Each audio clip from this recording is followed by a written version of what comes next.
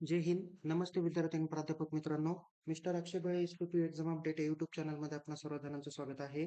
आताच्या व्हिडिओमध्ये आपण एस-पी-पी-यूच्या समर एक्झाम 2026 म्हणजेच एक्झाम मे 2026च्या एम-कॉम पार्ट फर्स्ट एन-ई-पी पॅटर्नचा परीक्षा फॉर्म कसा भरावा, विषय कोणते निवडावे आणि परीक्षा फी कशा पद्धतीने ऑनलाईन पद्धतीने भरावी याबाबत आपण या व्हिडिओमध्ये माहिती घेणार आहोत. अद्याप जर का आपण आपल्या यूट्यूब चॅनलला सबस्क्राईब केलं नसेल तर त्वरित सबस्क्राईब करा आणि परीक्षा संदर्भात अधिक माहितीसाठी आपल्या टेलिग्राम चॅनलमध्ये सहभागी व्हा. लिंक डिस्क्रिप्शन बॉक्समध्ये देण्यात आलेली आहे.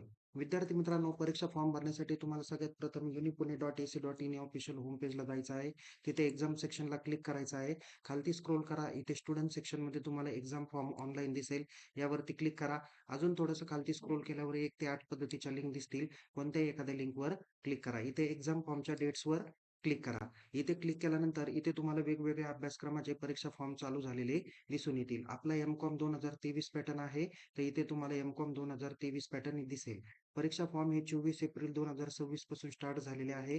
विदाऊट लेट फी आणि लेट फी सह जी काही तारीख आहे ती 4 मे 2026 आहे. म्हणजे 4 मेच्या आत तुम्ही ते परीक्षा फॉर्म ऑनलाईन भरून महाविद्यालयात इन्व्हर्ट करून त्याची फी ऑनलाईन पेड केली पाहिजे. थोडंसं काय करा, आपण बॅक साईडला या, इथे proceed to log in button दिसेल त्या बटनावर क्लिक करा. नंतर थोडंसं खालती स्क्रोल केल्यावर इथे स्टुडंट सेक्शनमध्ये क्रिएट अकाउंट आणि लॉग इन बटन दिसेल. या लॉग इन बटनावर क्लिक करा. इथे लॉग इन बाय मध्ये तुम्हाला मेल आयडी आणि मोबाईल नंबर ऑप्शन दिसेल. दोन्हीपैकी एक ऑप्शन तुम्ही सिलेक्ट करा. इथे मोबाईल नंबर एंटर करा आणि इथे पासवर्ड दिलेला आहे तो पासवर्ड एंटर करा आणि इथे जो काही कॅप्चा दाखवलेला आहे तो कॅप्चा काय करा, एंटर करा आणि लॉग इन करा. जर तुम्हाला मेल आयडी आणि मोबाईल नंबर माहीत नसेल तर विद्यार्थी मित्रांनो, याच्या अगोदरच्या म्हणजे पहिल्या सेमिस्टरला तुम्ही परीक्षा फॉर्म भरताना जो काही मेल आयडी आणि मोबाईल नंबर वापरला तो या ठिकाणी तुम्हाला टाकायचा असतो. पासवर्ड माहीत नसेल तर फॉरगेट पासवर्ड मध्ये जा. तिथे तुमचा नॅशनॅलिटी इंडियन सिलेक्ट करा. मोबाईल नंबर टाका. ओ-टी-पी तुम्हाला मेल आयडी आणि मोबाईल नंबर दोन्हीपैकी एका याच्यावर येईल आणि दोन्हीपैकी एक ओ-टी-पी तुम्ही टाकला तर लगेच तुम्हाला काय करता येईल, परीक्षा फॉर्म चा नवीन पासवर्ड रिसेट करता येईल. अशा पद्धतीने तुम्ही परीक्षा फॉर्मचा पासवर्ड रिसेट करा आणि लॉग इन करा. आपण या ठिकाणी लॉग इन करूया. ओके. या बटनावर लॉग इन केल्यानंतर तुम्हाला या पद्धतीचा डॅशबोर्ड बघायला भेटेल. इथे ॲक्शन कॉलममध्ये तुम्हाला अपडेट एबीसी आयडी किंवा अपर आयडी दिसेल किंवा एक्झाम फॉर्म दिसेल.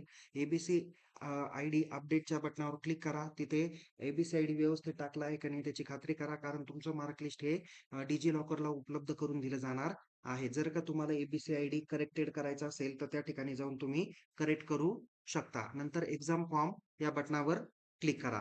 नंतर इथे प्रोसीड बटन दिसेल, त्या प्रोसीड बटनावर क्लिक करा. इथे क्रिएट न्यू ॲप्लिकेशन टॅब दिसेल, त्यावर क्लिक करा. इथे स्टुडंटची बेसिक इन्फॉर्मेशन दिसणार आहे. थोडंसं खालती स्क्रोल करा. इथे नेक्स्ट म्हणून ऑप्शन दिसेल, त्या बटनावर क्लिक करा. इथे बघा विद्यार्थी मित्रांनो, रेग्युलर आणि बॅकलॉग जे विद्यार्थी आहेत त्यांचे सगळे सब्जेक्ट या ठिकाणी दिसून येतात. वरच्या कॉलममध्ये तुमचे जे काही रेग्युलर सब्जेक्ट आहे, स्पेशलायझेशन, काही कंपल्सरी सब्जेक्ट आणि काही स्पेशलायझेशन रिलेटेड सब्जेक्ट आहे ते या ठिकाणी ऑटोमॅटिक येणार आहेतच. ओके. यामध्ये तुम्हाला खालती 4 सब्जेक्ट दिलेले आहे. यापैकी तुम्हाला 1 आणि 2 पैकी 1 सब्जेक्ट सिलेक्ट करायचा आहे आणि 3 आणि 4 पैकी 1 सब्जेक्ट सिलेक्ट करायचा आहे. आता तुम्ही जर का एम-कॉम पार्ट फर्स्ट सेमिस्टर सेकंडला आहात, तर तुम्हाला फील्ड प्रोजेक्ट आणि ऑन जॉब ट्रेनिंग असे 2 ऑप्शन आहे. म्हणजे तुम्ही जर का 120 तासाची ऑन जॉब ट्रेनिंग किंवा इंटर्नशिप केली असेल, तर तुम्ही 2 नंबरचा पर्याय निवडा. किंवा तुम्ही जर का प्रोजेक्ट रिपोर्ट एखाद्या फर्मला व्हिजिट देणार आहे आणि त्याच्यावरती प्रोजेक्ट रिपोर्ट बनवणार असेल, तर या ठिकाणी एक फील्ड प्रोजेक्ट यावरती टिक करा. आणि मागच्या सेमिस्टरला तुम्ही 192 introduction to cyber security select केला, तर आता इथे सिलेक्ट करा. मागच्या सेमिस्टरला तुम्ही इन्फॉर्मेशन सिक्युरिटी हा विषय सिलेक्ट केला असेल, तर आता इन्फॉर्मेशन सिक्युरिटी हा विषय सिलेक्ट करा. म्हणजे 1 आणि 2 पैकी 1 विषय सिलेक्ट करायचा आहे आणि 3 आणि 4 पैकी 1 विषय सिलेक्ट करायचा आहे. आता सदरच्या विद्यार्थ्यांनी बघा, त्यांनी फील्ड प्रोजेक्ट करणार आहे म्हणून त्यांनी इथे फील्ड प्रोजेक्ट सिलेक्ट केला. मागच्या सेमिस्टरलाही 192 विषय घेतला होता म्हणून तो आता पण 192 विषय सिलेक्ट करणार आहे. इथे सेव्ह आणि नेक्स्ट करा. हा तुम्हाला समोर दिसणारा फॉर्म जो काय आहे तो बॅकलॉग विद्यार्थ्यांचा दिसतो आहे. बट याची फी वगैरे जी काही आहे ती रेग्युलर विद्यार्थ्यांची किती असणार आहे त्याच्याकरता मी हा एक मुद्दाम दाखवलेला आहे. बट सेम या पद्धतीने ज्या विद्यार्थ्यांचे रेग्युलर सब्जेक्ट आहे त्यांचे हे फक्त 5 सब्जेक्ट या ठिकाणी त्यांना दिसून येईल. ज्यांचे बॅकलॉग आहे त्यांचे बॅकलॉगचे सब्जेक्ट अगोदर दिसतील आणि बाकीचे सब्जेक्ट त्यांना त्या ठिकाणी दिसून येतील. आता हा इथे जो काही दाखवलेला सब्जेक्ट आहे हा 291-92 आहे, तर रेग्युलरच्याच विद्यार्थ्यांचे सब्जेक्ट आहे, त्याच्यामुळे आता काही अडचण नाही. बॅकलॉग जे विद्यार्थी त्यांचे सब्जेक्ट ऑटोमॅटिकली तुम्हाला याच्यामध्ये दिसून येणार आहेतच. ओके. हे सर्व 3 अन् 3 6 विषय त्यांचे कंपल्सरी आहे आणि या 4 मधून 2 विषय सिलेक्ट करायचे असे सर्व विषय त्यांच्याकडे असणार आहे.